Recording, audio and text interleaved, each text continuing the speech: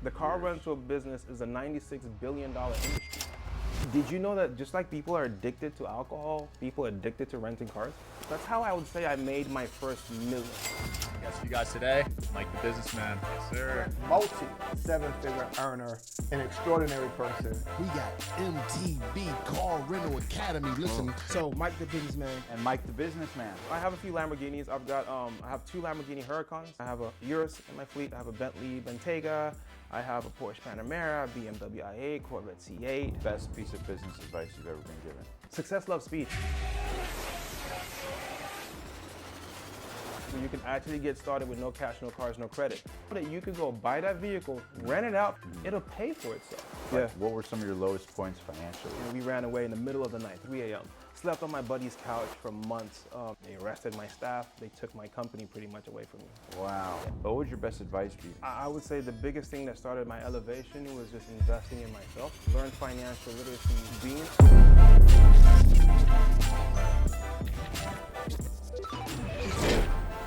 Hey guys, welcome to this episode on the Passionate Few podcast today. It's your host Omar, and today you're in for an epic episode as we sit down with serial entrepreneur and founder of MTB Exotics, none other than Mike Onuoha. And guys, trust me, you're gonna wanna hear his incredible story growing up in humble beginnings in New Jersey, all the way to what he's doing now, helping entrepreneurs all around the country. So with no further ado, thanks so much for being on the show today. Mr. Omar, thanks for having me, man. Man, Mike the businessman. Yes, sir, in the flesh. Yes, sir. Awesome to have you here, man. Thank you. One of the most fascinating things about you, dude, is right away, I was blown away at your age. Yeah. And because you got this youthful energy, you're awesome in terms of like everything you've done in business, but it's like you got this playful energy. So it seems like you've been through it, right? You have decades 100%. of experience in the corporate world, Yes, sir. later evolved to entrepreneurial endeavors. And at this point, how old are you now? I'm 42, man. 42. Yeah. So take this back. Before you became this, successful entrepreneur and, made multi-millions of dollars doing what you do, take us back. Where'd you grow up? What was your childhood like? Yeah. And how'd you become Mike the businessman? Thank you very much. Good question, man. So I'm a product of a badly broken home. I've got Nigerian parents. Me and my brother, we ran away as teenagers. We used to live in Raleigh, North Carolina, and we ran away in the middle of the night, 3 a.m. Took a one-way road trip straight to New Jersey, East Orange, New Jersey specifically. How old were you at that time? At the time, I think I was, 16, I believe at the time, and slept on my buddy's couch for months till we were able to get jobs. And then I ended up going to college, Rutgers, Newark. Have you been to Jersey? Yes, Newark, New Jersey. There you go. So right Rough there, place. Newark, rough place. There you go. I grew up off of Stuyvesant Avenue, guys. Irvington, y'all. All my Irvington peeps out there, yeah. So went to school, graduated from Rutgers University. I did everything they said I should do. I got the student loans. I graduated college, computer information systems degree, but I couldn't get a job in Jersey. All right. So I like to tell people Jersey raised me, but Texas paid me. A buddy of mine was doing auto insurance in Texas, and so they, man, these guys were like. At the time, they were like maybe 18, 19, 20, or somewhere around there. They were making a killing, making good money, almost 100K. And so they invited me to come out, and they were going to teach me the game, how to sell auto insurance. And so I literally packed my bags, and within a week, I moved out to Texas, slept on my buddy's couch, learning auto insurance, got a job with a company called Eastwood Insurance. Funny enough, their headquarters is out here. And how old were you when you got that first sales job? man, I was probably maybe 21. I just graduated maybe 20, 21, somewhere around there. And no sales experience? No sales experience whatsoever, no. So you're First just time. imperfect action. Bro. And what made you run away? Was it wanting a different life? Was it the pain at home, a traumatic Yeah, at incident? the time I was living with my, I don't want to put nobody out there No on worries. Front Street, but let's just say I was living with a disciplinarian. And Okay. it was just way too much. I had to run away. So we ran away, yeah. And then so you go to get that job? I went out there. I went to go get that job in Texas selling auto insurance. Did that for several years, and I did really good at it. Right away? Oh yeah, it just came naturally for me for some reason. Yeah, auto insurance just clicked, and true story. That's how I met my wife. So I'm gonna get to that. So I actually quit the job to actually open up my own insurance agency. So I opened up 3 within the Dallas-Fort Worth area. How long was it from when you started? To when I did that, when about you 3 years. I got experience for about 2-3 years. So I was How probably- much did you make those first 3 years in sales? First year, I would say I did about 60 something. Next year was like 80 something. I think I peaked out close to 100, about 90 something, selling auto insurance, right? And I mean, I'm 20, 21, 22. That's good money, you know, Right. at that age. Yeah. You know, that's amazing money at that age. And Yes. so I transitioned into opening up my own agencies. And then, true story, a lady called me one day. Her license was suspended. She needed insurance. And I did the bait and switch. I gave her the lowest price. Yeah, I'll take care of you. I'll hook you up. $50 only a month. Yeah. And she came in there, and I sold her insurance, and we went out on a date, and eventually got married. Yeah, Oh, no way. Yeah, true That's story. awesome. Yes, sir. Yes, sir. So you closed that sale. I closed that sale. There you go. A 2 for 1. There Yeah, you go. exactly, yeah. And so that's how I got experience in auto insurance, and then did that for several years till the economy got really bad. The recession hit, and then I had to close my agencies. Sold one. It's actually still open till this day. It was a car insurance agency? Auto insurance agency, yeah, selling non-standard auto insurance. What gave you the drive or the balls or the guts to start your own after only 3 years? I know, just because it just clicked to me. I don't know, it's just something about auto insurance. It just felt like you found your thing. I found my thing. I enjoyed doing it, making good money at it. And Texas was just, at the time too, was just very business friendly. It was just very minimal licensing required. Typically, I just had to take my general lines property and casualty license, get a few licenses with the state, and that was it. I was able to open up shop. So it was just a perfect storm. Everything was just perfectly aligned, and then it just worked out. And then when you got momentum and then the market crashed, what were some of your lowest points financially at that point? Oh man, I'm sure you went through it. 100%. I think the biggest thing that really squeezed me out of it was the lease agreement to those locations. Because I mean, every business was just almost virtually dead. And back then, these landlords would make you sign 5-10-year leases minimum. Right. And then we had the yellow pages back then, and I had full page yellow page ads. And yeah, those cost a lot of money, almost $2,000 a month. So, I had to just liquidate, get out from underneath all of that stuff. And then that's when I dusted off my degree, put on my suit and tie, went back to corporate America. And how old were you at that point? Man, corporate America, I was, well, this is fast forward several years. At the time when I went back to corporate America, I was in my 30s. That's when I went back into corporate America. I did this point, were you feeling like defeated, disappointed? Oh man, I gave up on my entrepreneurial dream. Did you like go into that reluctantly? Did you need cash so bad that you were like, I got to do what I got to do for my family? Yeah. Take me back to that, because there might be people listening to this right now who Right. might be in that situation. Right. And you might be glossing over it because it feels fluid to you, but for them it might be real. 100%. So could you just zoom into like that mindset and advice you might have for entrepreneurs? No, during that 100%. period? Good question. It was just anxiety. It was anxiety, fear. I mean, I got kids, worry. I had a mortgage at the time. And so I knew I had to do something, right? Yeah. So, and I need to back up a little bit. So after I got rid of my agencies, right? My dad, I mentioned to you, is Nigerian. And so I had an opportunity in Nigeria to actually go out there, and the cell phone industry in the country was starting to just grow up, and it was just in its infancy and starting to boom. And so I had an opportunity where I was able to go do some business out there with the cell phone companies, where I was helping them build their cell phone towers. So specifically, I was doing what they call site acquisition services. I was leasing them the space where they would build those cell phone towers. So that's how I would say I made my first million. It was actually doing that. How did you get into that though, from zero? Like from zero, right? And that's where, so when things crashed here, I started looking outside of the U.S. Yeah. So my dad was in Nigeria, and then he helped introduce me to a few people out there. Was he in business? Or? Yes, my dad was in business. He used to be a politician back in the days. Got it. So So he you had had a few, relationships. he had some relationships that I was Right. able to leverage. Yes, 100%, Smart. 100%. Yeah. So specifically, I leveraged the police. He got me in touch. Yeah, You went straight to the cops. I went straight to the cops. Yeah, he got me in contact with the inspector general of police out there. And pretty much what I did was when I got there, and I was barely married to my wife, 3 months at the time, and we moved back to Nigeria for this. Wow. So Did you think he was crazy at the time? oh yeah, it was the craziest thing ever. Yeah. Going out there. So what I did was I had an idea, right? When these cell phone towers, these cell phone companies were putting these towers up, vandals will come at night and they would vandalize these towers. They'll steal the generators and all of that stuff. So they were having security issues. So I was thinking, okay, if we put these towers in police stations, nobody could touch them. So I went to the police. I'm like, hey, can I get a monopoly? Make me your exclusive landowner or land leasing agent, so to speak. And I want to market your stations to these cell phone companies. And then I'll broker a bulk discount with them. If they give us all their towers and put them in police stations, I'll pay you guys a percentage, I keep a percentage. We're all happy. And then the cell phone companies also on their end, they get security. And they're getting bulk discount pricing. So all three parties were happy with it. So they gave me the monopoly. Did you come up with this idea from scratch? Pretty much. It was me, my sister, and then my dad being the, so to speak, the Yeah. connect guy. Yeah. So that's how we started rocking and rolling. Wow. Pretty and much. then, so you got that deal? Yes, I got the deal. Police gave us the monopoly. And bro, I had to visit every single police installation in the country. I traversed the whole entire country collecting the GPS coordinates of every single one of them. And then I put them all together in a database, and then I started shopping them to all the major cell phone companies. You might have heard of some of them in Egypt: MTN, Etisalat, Mubadala. Yeah, a lot of them. Airtel, Vodafone. There you go, Vodafone. Vodafone turned into Airtel eventually in Nigeria. Yeah. So I shopped all the sites to all of those companies, and they bought in, bro. They bought in, and the money started rolling. That's where I got my first exotic, my Ferrari California. Nice. What color? It was red. It was course, red. of 2011 course. Ferrari California. Yes. Yes, sir. Very cool. And I did that for several years, but How old were you at that point when business started taking off? like that? 27, 28. Okay. That's when all this was going on.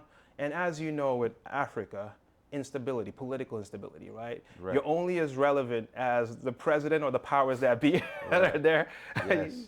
And the second the inspector general left and all of that, the regime changed. Yeah. Yeah, then the next regime, they kind of came in guns blazing and tried to snatch everything away from me. Yeah. Yeah, so they did. They arrested my staff. They took my company pretty much away from me because they wanted the money I was making. Wow. Yeah. And then once again, you're in a Once situation again, where you have rock success, bottom. lose it all. Success, lose it all. Yep.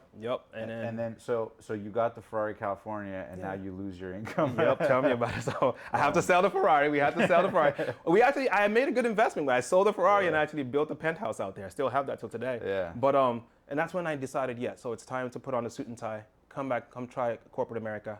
And so I came back to Dallas, and I started working at some banks like J.P. Morgan Chase, Bank of America, USAA. I was a vice president, tech and cyber operational risk manager. So you always had the CIS sort of cybersecurity Yeah. hat on. So you had a unique advantage compared to other entrepreneurs Yeah. because you had this specialized skill. So you could look for opportunity, capitalize opportunity, be taken serious, for example, in Nigeria, because you can 100%. say, I can you speak know, the lingo. You can speak the Nigerian lingo, Yeah. but you can also say, hey, I'm US educated Yep. in this, and my dad. So the whole thing looks clean. So you're leveraging what you do have, creating 100%. unique abilities. Very important for people listening to that. You're building skills that have tremendous value that differentiate you in the marketplace. 100%. Very smart. 100%. And Even you're willing to pivot. I pivoted quick, Yeah. and that's very important too. Just being able to pivot and not pigeonhole yourself into one lane. I just went completely from insurance to telecommunications, and then back to banking, leveraging my computer science degree. That's Yep. awesome, man. And your wife's going with you all along Yeah, this all along. journey, the ups Yeah, and downs, yeah, and the yeah, different. through it all. That's amazing. Even when I lost the contract with the police, I still pivoted again. I became a loan shark. Bro, I'd have people give me their Pateks, their Cartiers, their Rolexes for No money. way. Oh yeah, I was making good money off of that too. How bad, when you lost the business in Nigeria, how bad did it get financially for you? Like, how stressed did it get? Funny enough, it didn't get that bad. It didn't get that bad. I was still doing some other things. I was dabbling into real estate, buying and Right. selling properties. Then I started doing the loan sharking. So I wasn't starving for money. But you were always just trying different things. Trying different things, right? Yeah. The straw that broke the camel's back was when the currency kind of devalued and just completely crashed. That's when we knew, okay, it's time to leave. Right. So we came back out to Dallas. Okay, and then so what happened after that? Where does going to Dallas, Texas, and then starting the car rental business start to happen? Yeah, so when I got back to Dallas, I kind of went back. It was all the whole picket fence dream, go get the nice house, go do the 9-to-5 job. So I tried doing corporate America, but yeah, How long? I did that for almost 4 or 5 years. Wow. Yeah, I did that for almost 4 or 5 years, and my boss had promised me a promotion and a raise. I got the promotion, I got the VP title, but then they only gave me a $2,000 raise. For the year. Well, this was after working almost 3 years with them. Yeah. Yeah, I got a $2,000 raise. That's when I knew corporate America wasn't for me. Yeah. I had buddies that were doing car rentals on the side, and I seen the mistakes they were making. A lot of the mistakes they were making was around insurance, it was around risk management, and that's I'm like, I do risk management Yeah, on a risk daily management, basis. cybersecurity. You came from auto insurance. Auto insurance. So it just clicked. It was vertically It integrated. just clicked. It was yeah. completely vertical integrated, and it just clicked. And I was like, okay, let's pivot. Let's go do this.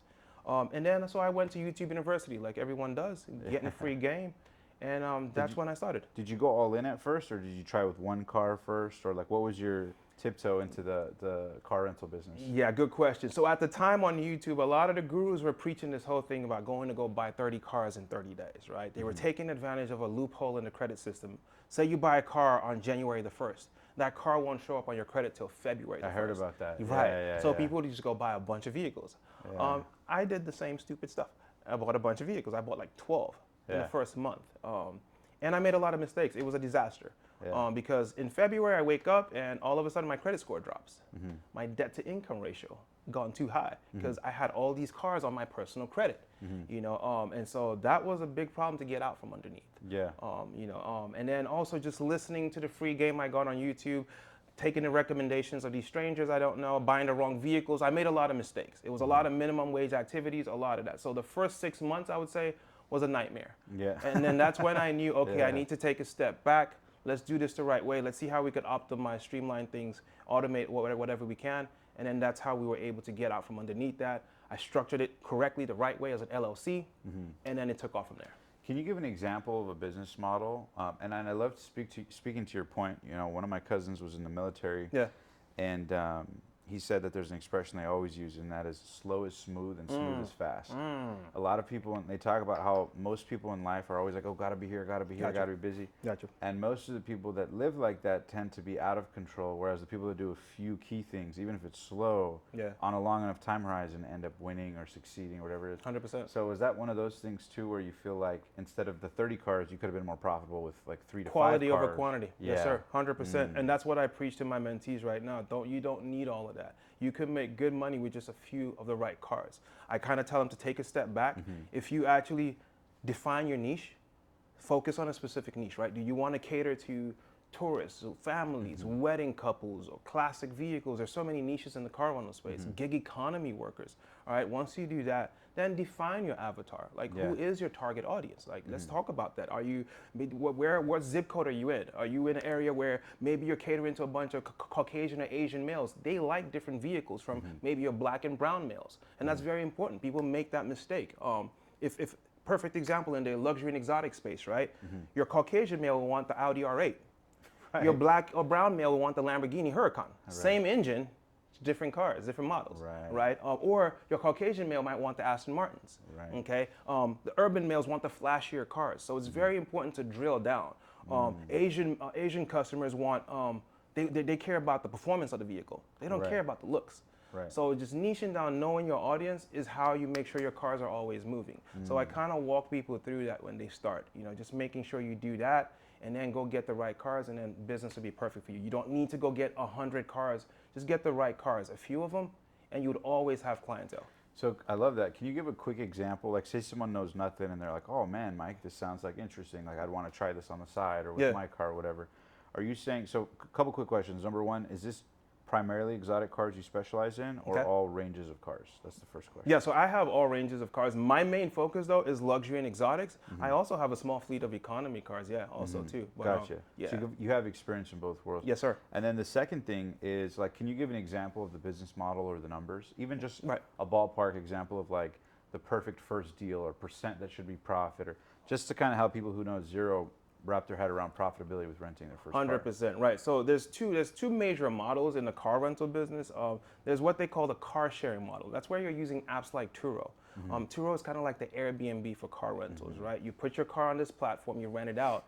The platform will take a percentage though. They take up to 40% of it. It's like a digital broker. Kind of like that, yeah. So the problem with those platforms are they're more customer renter oriented. They're not really for the landlords, so the prices are constantly crashing, all right? It's almost like a race to the bottom, unfortunately, right, for the host. And so you're not gonna make as much. That's where you need a lot of cars, okay? Because in the private rental side, that's what I do. That's when we rent direct to customer, kind of like your Avis, your Enterprise, right? We charge a whole lot more. So a perfect example, say it's a Corvette C8. On an app like Turo, you'd probably rent that out for $150, $199. In the private rental world, we're renting that out for $599 a day, minimum. All right, so we make a whole lot more, almost 2 to 3 times more.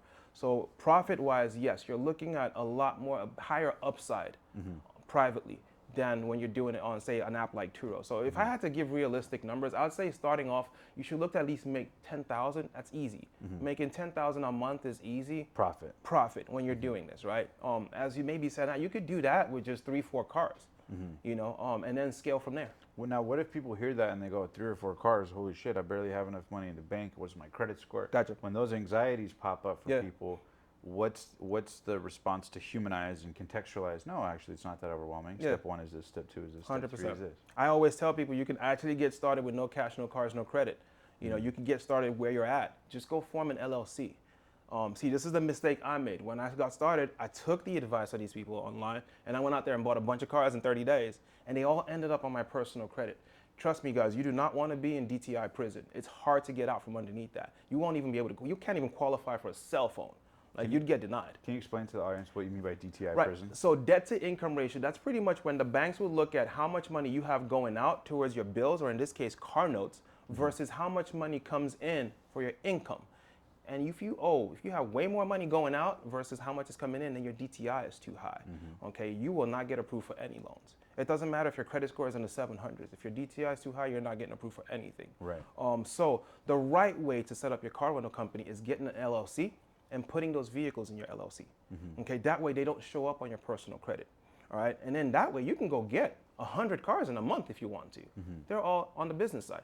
That's the proper way to set it up. And then it would affect the business credit, not the personal Not the credit. personal credit, and that's what you want. Let it be on the business side. So you have less liability, and also, and that's the easiest way to get started. So say you have bad credit, right? You can go get an LLC, and those are cheap. Some states are free, or a few $100 to set up an LLC.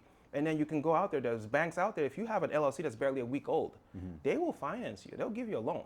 All right. So like Bank of America is one of them. Ally Financial. There's several of them. Would it start as a fresh credit, or does it start based on where your personal credit is at? If So someone there's was to two open ways, up? right? So they could base it on your personal credit. So in that case, they're doing what they call a personal guarantee, right? You're going to personally guarantee the loan for your business, all right? So your credit score typically needs to be at least a 680 or better in that case. If your personal credit isn't good, then the other route would be to actually build up your business credit. Okay, and it's easy to do. You just go get what they call vendor credit, vendor accounts, or net 30 accounts. There are companies out there like Home Depot, Amazon Business, Granger, Uline, that will give you lines of credit to your business, and they call it net 30 because they give you 30 days to pay it, and then so they'll give you a line of credit. You have 30 days to pay it. If you pay it on time, they'll actually credit that to your credit. In full. In full, yeah. Got it. So you can build your business credit in a matter of a few months. In a matter of a few months. And then once you've built up your business credit, you can go get those cars, 100%. Yeah, wow. So that's one route to start. The second route is actually be a broker. A broker in the car rental business is kind of like a wholesaler in real estate. They're just middlemen.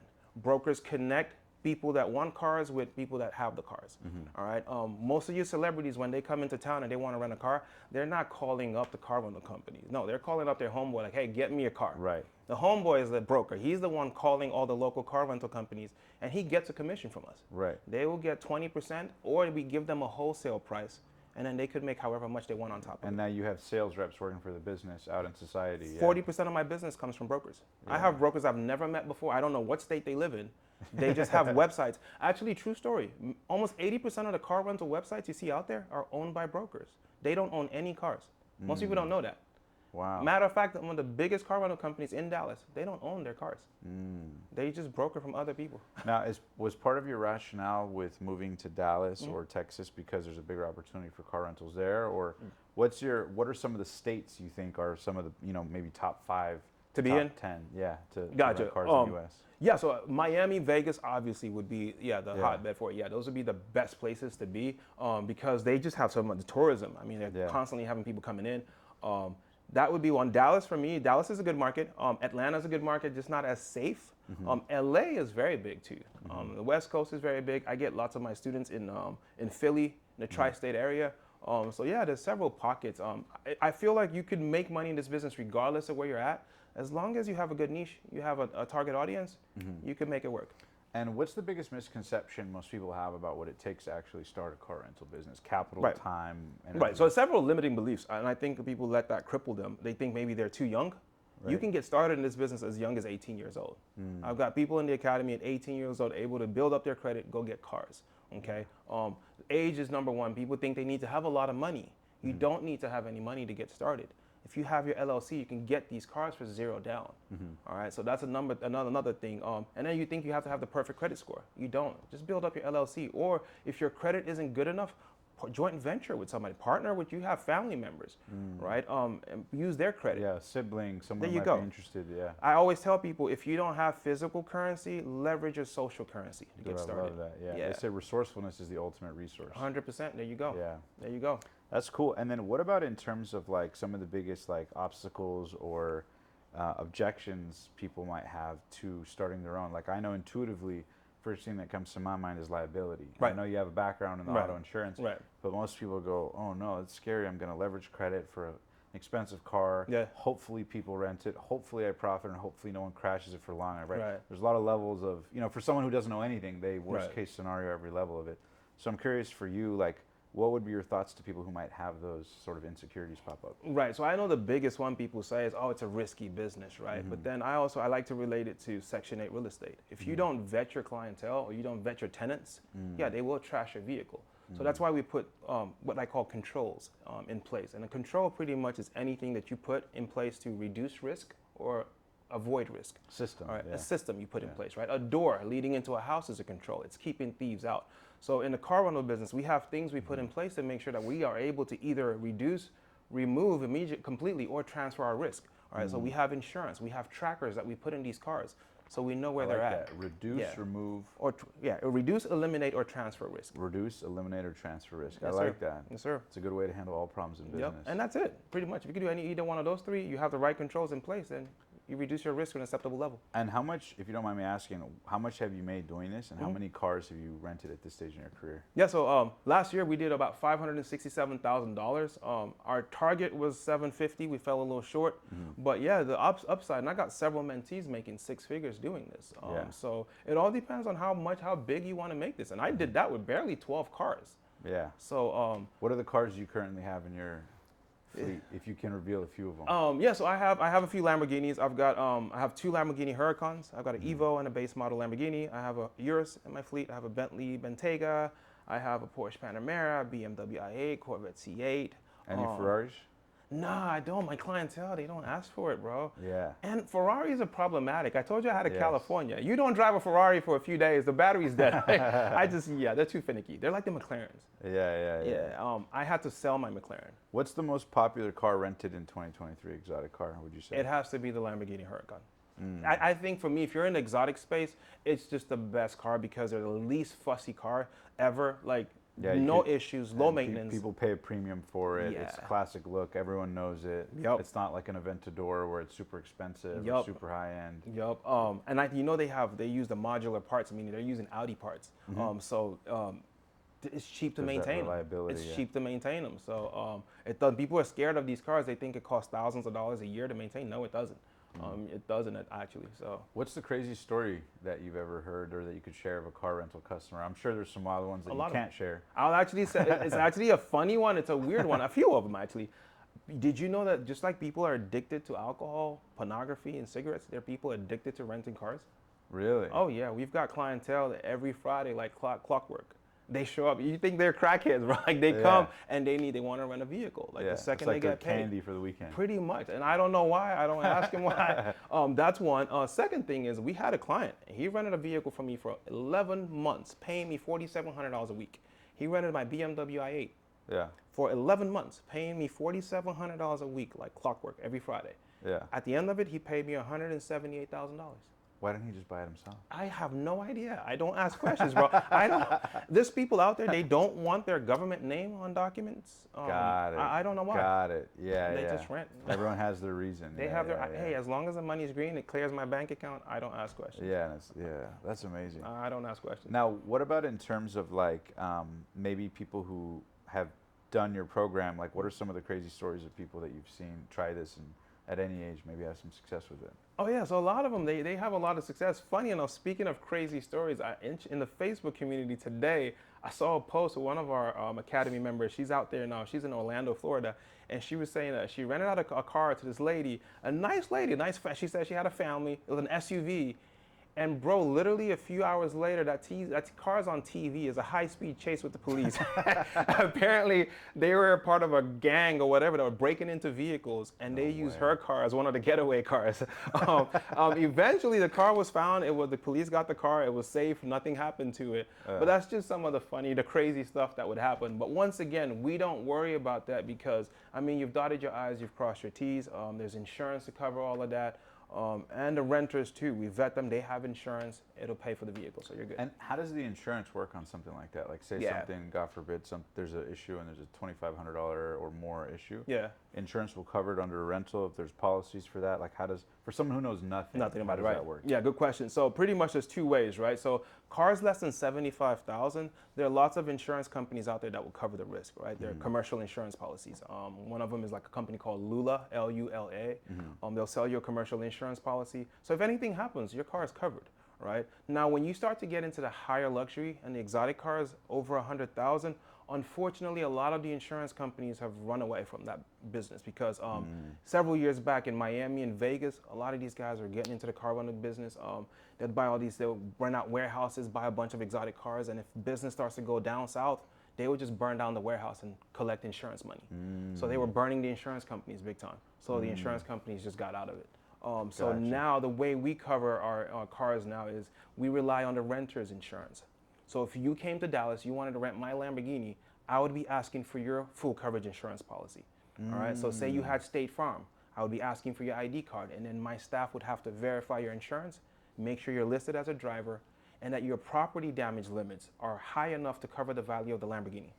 Ah, that's smart. It's funny. I actually just did that because we did a shoot with a Ferrari. Yeah. Ironically, Yeah. Wasn't finicky. It was great. Okay. That's good. Hey, Yeah. which one? No, 480? it was a F8 Spider, Ooh, a nice. red one. Nice. I loved it. Mm. But basically, we took it out, and I remember I asked, like, how about insurance? And they did something like that where they call the insurance, and then they say, hey, and then you ask to raise the limit. raise the limits. Which is smart because from a business perspective, it covers us as the driver. Two, you offset your liabilities. 100%. So it's like, you know, the burden of that from a business standpoint, you have enough liabilities with There everything you go. else. And it perfectly vets your customers because no one's going to rent it. It's not good. So it's a perfectly... And we take it a step further. Yeah, it's a perfect solution instead of having that issue. Yeah, and we take it a step further. Not only that, I call it KYC, know your customer. So we vet our clientele. All right, so we're running background checks. We're running driving records. We take it a step further just to make sure we're able to reduce that risk to an acceptable level before we hand over those keys. That's crazy. Do you remember the first car you ever rented? The First story of car that? I ever rented must have been my Maserati, I believe. I bought a Maserati Ghibli. That was my first rental. Yeah, true story though. It ended up on the side of the road. That's crazy. What The happened? engine, I don't know what the guy did to the car. The engine overheated. And once again, going back to like the whole McLaren family. So the first car rental you ever Bro, had? my first one, yeah. My first private rental, I would say. Your first private rental got overheated? Overheated on the side. And this is a brand new Maserati, barely 10,000 miles. No way. And hence, we're going back to what I said, not listening to people online to buy those vehicles. I was told by these gurus, Maserati Ghiblis are good cars to buy. Very finicky cars. Yeah. But what made you not give up then after having that? Because I'm sure Because that I was saw the money potential. Oh yeah, he paid me good money. I didn't care. That's another thing I tell people. Yeah, in the private rental business, customer service 100%. Like customer satisfaction, I'm all about that. Yeah, you break down on the side of the road, we'll send out another car to you. All right, customer always needs to be kept happy. 100%. Yeah, they smoke in your car. Don't make a big fuss about stuff like that. No, just charge them. They'll happily pay. Yeah. That makes sense. Now, what about in terms of people who say like, you know, with apps like Two Row and these other things, like, you know, it's cheaper there. Why would I go through a private broker? Yeah. You know, or however it's languaged, but do you feel like what is it that makes people willing to pay more for the premium experience versus just the cheapest thing on an app? It's almost the same thing versus like high ticket sales versus low ticket sales, right? High ticket sales, it's more premium, more quality. At the end of the day, you're going to have your premium Lamborghini customers out there that want an experience attached to it, versus when you're dealing with these apps and you're showing up at somebody's house to go pick up a car. Or it's an inconvenient time. Exactly. A lot could happen. Yeah. Right. People sometimes they want that premium experience and they're willing to pay a whole lot more for it. So that's where we come in. I would rather sell five items at $20 to make $100 than have to sell 100 items at $1 to make $100. So it's just a shortcut, high ticket sales, and that's all it is. And it attracts, funny enough, bro, it attracts premium customers. They don't trash our cars. They're not trashing the cars. They're taking care of them. I don't know. It's just something so it becomes about like it. a self-regulating thing. Pretty much, yeah. And it's funny. It's kind of like similar to the model of like, you know, in hotel rooms when they have the fridge with the Red Bull and the Snickers or whatever, and it's like $10, $5 or whatever. And it's like, do we really want to go down the elevator 20 floors, walk across the street, and go get it for $2 versus just lay down in bed, open it up, and chill? So you're paying for that premium ease of use as well. 100%. And another thing I find out is also that I think maybe the fact that maybe there's a face to the company, these customers, they just treat your cars better. Because maybe you're a neighborhood business, they don't want to spoil that relationship. Versus if it's a faceless company that they don't know or care about, they'll just trash the car, leave it on the side of the road, and leave. That's a good point. That's a good point. Now, what's your advice to people who may be listening to this and maybe they're inspired to start their own side hustle? And I know you got a challenge coming up. Yes, sir. At the end of August. We're going to be teaching a lot of this stuff Yes, in sir. particular, and we'll plug a link down below if you guys are interested and talk about it. But I want to ask, because there's might be people watching or listening to this that might be in the beginning of their entrepreneurial endeavor. Maybe they're looking for that side hustle. Yeah. Maybe they're working on saving capital to make their exit from corporate America. Mm-hmm. But what advice do you have for people in corporate America that want to get out but don't know when the right time is? Should I do Right. it at the end of this year, next year? Should I save X amount, right? 100%. Wrestling with that same feeling of wanting to do more but not knowing how. Being Yeah. on this side of the fence, Yeah. what advice do you have for people doing I would tell them a quote by Warren Buffett that impacted my life. He says, if you don't find a way to make money in your sleep, you'll work until you die. All right, and that changed my life. That's what took me down the road of finding passive income sources. All right, so if you continue to trade your time for money, you'll keep doing that till the day you die. Okay, so I think at some point, just stretch yourself. Just go out there, take a leap of faith. Go out there, go get your LLC. Guys, I can't stress that enough. Go get an LLC, learn financial literacy, clean up your credit. Okay, it's 2023, clean up your credit, learn some financial literacy, and go out there, pursue your dreams. That way you stop trading time for money. Omar, I'm introverted. I'm nothing special. I grew up in Irvington, New Jersey. I shouldn't be here right now. I shouldn't be here sitting here across from you talking to you. Okay, but I just took a chance on my dreams and I went out there. And the biggest thing for me too was just leveraging the power of an LLC. Car rentals has opened up so many doors for me. This has also opened up a turf equipment company that I have. All right, that it funded that. Turf equipment? A turf equipment Like company, for, yeah. Like for sports or? Turf, so golf courses. I Okay. sell golf course mowers to Yeah. not only golf courses, but residential users that want to get that golf course look, or they want putting greens in their backyard. How did you get into that? Because I noticed a recurring theme with you as a serial entrepreneur. It's almost like no matter what you're doing, you always have an ear to markets, and you're always looking like, oh, maybe we could do this. Right? Yeah. So it seems like you got that serial entrepreneurial bug. Can you give the audience like context on how you even got into that? It started by chance actually, because my mom was a green thumb. I'm a green thumb. I love mowing my lawn and all of that. And Yeah. you see those neighborhoods that have those beautiful lawns with the beautiful stripes? Yes. They don't use regular lawn mowers for those. People don't know that. They use golf course lawn mowers. They call them greens mowers. Okay, so I bought one for myself. These things are expensive. Brand new, they're $15,000. Wow. Yeah, used, they're like $3,000. Yeah. So I bought one for myself, and a lot of my buddies are like, hey, where did you get that from? They wanted one too, because they loved the way my grass looked. Yeah. So I had a good connection for it, and I started selling that stuff out of my garage, bro. Yeah. Making several thousands of dollars off of it. Just brokering it. Yeah. Brokering, and it just started to grow, bro. Before I knew it, I'm shipping these things to Hawaii, Canada, Europe, all over the U.S. How did you market it on social? You just built a profile for it, or? It just started spreading. There are actually lawn groups out there on Facebook. Yeah. Yeah, there are lawn fanatic groups out there. And people just started plugging me up. Hey, go talk to Mike if you want. Mike's got a few of them. But it wasn't even your company or you manufacturing them. You just found someone and you kind of brokered it. Yeah, For I sell John example. Deere or Toro mowers. And then you just have a little fee on top, and yeah. And then also, some of my knowledge, because that industry is kind of it's High-end. monopolized by like older guys, right? Yeah, So with older- money. Yeah, older Caucasian males, country guys, right? Yeah, yeah. And these guys aren't tech savvy, so Yeah. it was like taking candy from a baby. These mowers are called real mowers, so I just Yeah. got the domain name, userealmowers.com. Yeah. And so that's automatic SEO right there. I'm Credibility. I'm Yeah, ranking yeah. #1 on Google automatically. And so every time somebody goes to Google and types in, I want to buy a used real mower, I'm coming up #1. Yeah. And so that's just how it just blew up. So I want to ask you on that because one recurring theme I find is that you know how to work hard at finding easy angles and Yeah. then exploiting those angles. Yes, sir. Have you ever been, and how often does it happen where in business you're stuck? Because you don't strike me as somebody that gets stuck too often. I in terms do. of, like, I do a lot. I mean, we all do at a certain Yeah, level, but right. it's how long we stay stuck. Stay there, 100%. So you don't strike me as the type of person who stays stuck for too long. Right, right. Or is at least trying things. You don't Right. like, what do we do, paralysis analysis? Were you always like that? Did you build that muscle? What advice do you have for people to cultivate that? Because I think that Information. is so important. Information, find a way to bridge the information gap. Mentorship, that is the most important advice I could give you guys. I'm like Neo in the movie The Matrix, right? Where he wants to learn karate, he plugs something to the back of his head. Yeah. I know karate now. That's Yeah. what I do. When there's a field that I need to go into, I go find the best person in that field, and I pay them to teach me how to do it. So I can collapse time. I don't make those mistakes. All right, that's what I do for everything. If I want to learn SEO, marketing, anything whatsoever, financial literacy, credit, I'm paying somebody to learn how to do that. And that's how I'm able to collapse time, get better at it. Yeah, pretty much. I love that. Now, also, I know you guys have the challenge coming up soon to Yes, teach sir. people how to do this.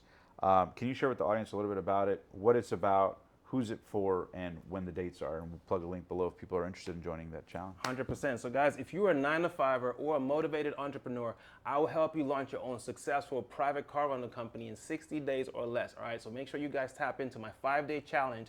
Go to rentalprofitschallenge.com. I'll teach you guys everything you guys need to know to start your own successful private car rental company. I'm bringing my super friends in there. I might even have Nehemiah Davis show up to bless us there. All right, he's already committed verbally, and a lot of other people are going to teach you guys business funding, how to get the money to invest in other side ventures. I'm going to show you how to set up your own private car rental company, and we're going to have people come in there teach you guys about Airbnb and other businesses. So you do not want to miss it. It's from August the 28th to September the 1st. Get your tickets now. Make sure you get the platinum tickets too, not the VIP. I love it, man. That was good. And who's this for versus who it's not for? Yeah, so definitely. So are you a 9-to-5, or are you maybe you're looking for extra money, like extra side income, like you mentioned earlier, maybe to be able to take that vacation or to retire. This is perfect for you. Are you an entrepreneur? You're looking for another side income, right? Are you an 18-year-old college student? You don't need to go work 2 jobs at your local Pizza Hut or Starbucks. Rent out that vehicle that you have. It can make you money, so you guys don't have to stay stuck working multiple jobs. Are you a retiree? I have people in my academy as old in the 60s renting out their vehicles. The people I call dreamers, people that just want to drive their dream car. Like, what's your dream car? Ferrari F8 Spider. There you go. Yeah. Did you know that you could go buy that vehicle, rent it out for maybe 2 or 3 days out of the month? It'll pay for itself. And then you drive the car for free. We have a lot of people that come into the academy just to achieve that. You know, so you're a dreamer. Car rentals is free, so you could drive that car if it's a Tesla, whatever it is. Car rentals could do that for you. And how do you see the industry growing over the next couple months? The car years? rental business is a $96 billion industry and projected to keep rising constantly. I mean, look at Hertz. We thought Hertz was bankrupt. Look at them now. They don't even have enough cars. So yeah, the industry is constantly growing. There's people constantly getting their driver's licenses every day, so they need cars to go from point A to point B. The gig economy space especially is exploding. Guess who supplies them with those cars? It's people like us. When you say gig economy, can you elaborate for people who So might your not? DoorDash drivers, your Uber drivers, you know, those people, the cars they drive, we provide those to them. So that's where the economy car play comes in, where you rent out economy cars. It's very good business, and it's passive because these people keep these cars and they hold them for months. Yep. Powerful. Now, last thing, who's this not for? If people, you know, someone's saying the challenge and they're like, you know, I'm interested in checking it out. You know, you shared a little about who it's for, people who are hungry, motivated, but who's it not for? Maybe if you're content with trading your, you know, your time for money and you're satisfied doing that for the rest of your life, then this is probably not for you. If you're allergic to money, that's the only explanation. Yeah. How about in terms of the time required to manage it or run it? Yeah. So that's a beautiful question. Actually, if you do the economy cars, it's pretty much passive. These guys don't want to see you any more than you want to see them. You give an Uber driver a good car that works, they're gone. You're not seeing that car forever. Yeah. All right. So if you want, if maybe you have a 9-to-5 job that you don't want to leave, then I would say go the economy car route. If you're doing the luxury cars and the exotics, those are not as long term. Those are daily rentals, so there's more turnover. You have to clean them up, get them ready for the next customer, right? So that might not be for you if you're a 9-to-5er or don't have enough time. And are there people that can do this on the side, or is this like a full-time thing if you really want to scale the operation? No, so as long as you have the right systems and processes in place, and we help you through all of that, you're able to hire people. Yeah. And then you're able to remove yourself from the business, so you're not working in it, you're working on it. I love it, brother. Yes, sir. And before I ask you the last question, where can people find you on social media if they want to follow you more? I'm on Instagram, Mike_the_businessman. Also on YouTube, Mike_the_businessman. I drop a lot of gems, free game. You guys go get that. And we'll put the links for all of that, including the challenge below, if you guys want to make sure to follow Mike the Businessman on social. So the last question I have before we play this little game at the end is looking back to where you're at in your career at 42, even though Yes, you sir. look 25. Thank you, appreciate it. As you look forward into the landscape of growing your business and pursuing your, you know, your mission, what advice do you have for people out there who are maybe looking at your story and are maybe the young version of Mike who was looking for answers or stuck in a situation maybe that, you know, similar to yours that made you run away, or maybe in a relationship or in a business or they're just stuck in a situation in life and want to get out, but they feel stuck and they don't know how to go, they don't know how to find their thing maybe. I know it's a loaded question, but what would your best advice be for people who really want to find a way to start taking action, make their dreams a reality? I would say the biggest thing that started my elevation was just investing in myself. I would say knowledge, pursuit of knowledge. Benjamin Franklin says it best: when you empty your wallet, the coins in your wallet, into your mind will start to fill your wallet with coins. Wow. And that stuck with me. So never be scared to invest in yourself. You start to learn different things. You learn financial literacy. Read books. I read every day. I'm an avid reader. That's when I started to, so to speak, elevate and start to improve myself. And then you start to see opportunities. Yeah. Things start to come to you. I was just gonna say environment. Environment, seems like yes, a sir. recurring thing. Yes, sir. Because you grew up in New Jersey. I know you said New Jersey raised you, but Texas paid you, Yes, right? sir. Yes, sir. And it's interesting because you took yourself out of that environment. Yep. And because you were the same person in a new state, new environment, Yep.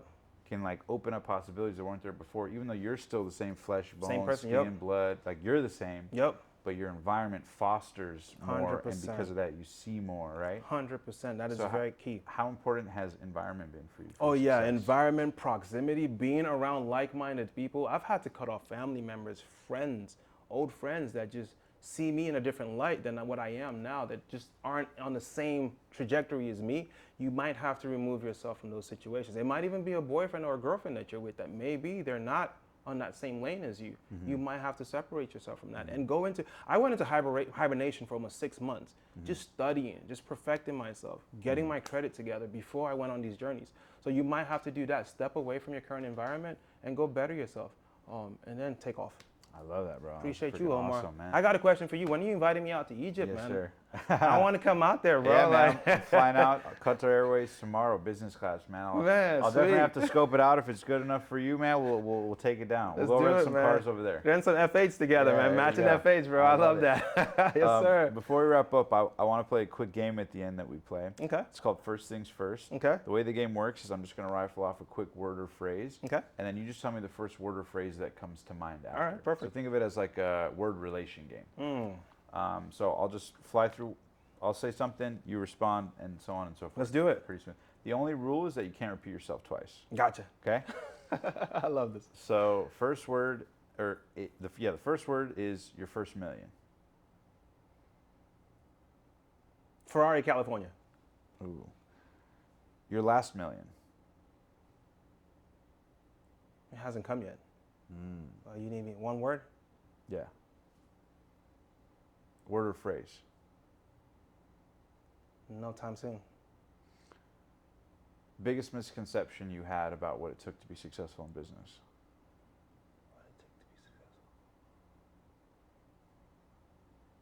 Not working too hard.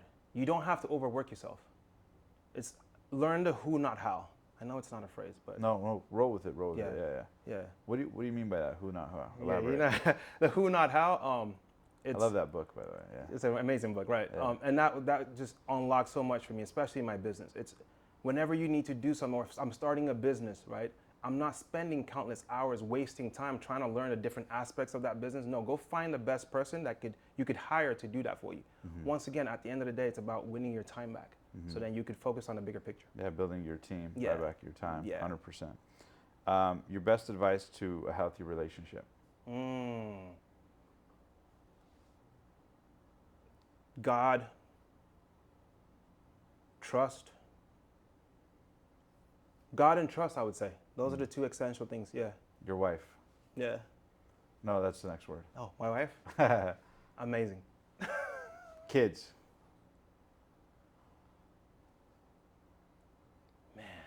That's a good one. A lot of work. That's a lot of. That's a bittersweet one, but I love him. Love Yeah. him. Love him. Gotta love him. I love it. Very cool. Yes, sir. What your plans are over the next year with your business? The next pivot for me is commercial real estate. That's the next phase of my journey to go conquer. So yeah, I'm looking forward to that, getting into commercial real estate. Best piece of business advice you've ever been given? Success loves speed. Don't procrastinate. Don't let analysis paralysis keep you where you're at. Just execute. Worst business advice you've ever been given? That credit is bad, cash is king. And then the last one before I wrap up is, when Mike Onuoha is dead, gone, and nothing but a pile of dust, what do you hope your legacy in life and business and family is all about? Impact, that I impacted enough people out here, that I was also able to motivate people. Like I said, guys, I'm just a kid from Jersey, introverted. I don't know people. I don't know anything about cars. I couldn't tell you the difference between a V8 from a V4. I shouldn't be successful right now, but God has favored me, and plus just being staying consistent. At the end of the day, it's just doing those small things consistently. They add up, all right? Just form healthy habits every morning. You pray, you study, just read, educate yourself, work out, take care of your body. I call it the trifecta. My mind, my body, my spirit. If I take care of all those three things, everything around me is aligned. I love that, bro. And I got a bonus last question before we wrap ahead. up. The young Mike Onuoha, who was, maybe overwhelmed and anxiety, wanted to escape the situation, whatever made you run away. Yeah. What advice would this Mike say to that young Mike back then who was looking for answers? Slow down. Like, it'll get better. Don't be so anxious. Myron Golden said something. Do you know Myron? I love Myron. Myron Golden said something that stuck to me. It's on my wall. It's on my mirror in my bathroom. And I'm going to try to paraphrase this as best as I can. But he says to replace anxious apprehension of outcomes you don't desire with a joyful anticipation of the outcomes that you do desire. So basically, if you're staring down a bad situation, replace that thought. Replace that thought with something joyful. Replace that thought with the outcome that you do desire, and then just hold on to that firmly. I do that every single day. Anytime I get anxious about anything, I just replace that thought immediately with a joyful one, and then I just find out that things work out. I love that. Yes, sir. Brother Mike, thanks so Omar, much for being on the show today. appreciate you. Thanks for having me, man. Thank you. Guys, thanks so much for tuning into this episode. As always, we'll see you guys on the next inspiring episode. Make sure to like, comment, subscribe. Smash that subscribe button. It means the world to us. Let us know what questions you guys have, and make sure to follow Mike and check out the challenge so that you can grow your side hustle business with car rentals as well in the link down below. Till next time, live strong, live with passion, and we'll see you guys in the next inspiring episode. Peace. If you guys enjoyed that video, be sure to hit that subscribe button right now, because every week we bring you the very best in personal development content, interviews, and insights to help inspire you to take your life and your dreams and make them a reality. And also, if you want to know how to book dream guests the same way I have, you can check the link below for my top 3 secrets. So if you have a podcast or a show or whatever it is and you want to collaborate with them, if you click that link below, I'll give you those top 3 secrets to help you get in touch with anybody. And also, don't forget that The Passionate Few is available on media platforms as well. So you can subscribe to the podcast. And until next time, thank you for being one of the Passionate Few.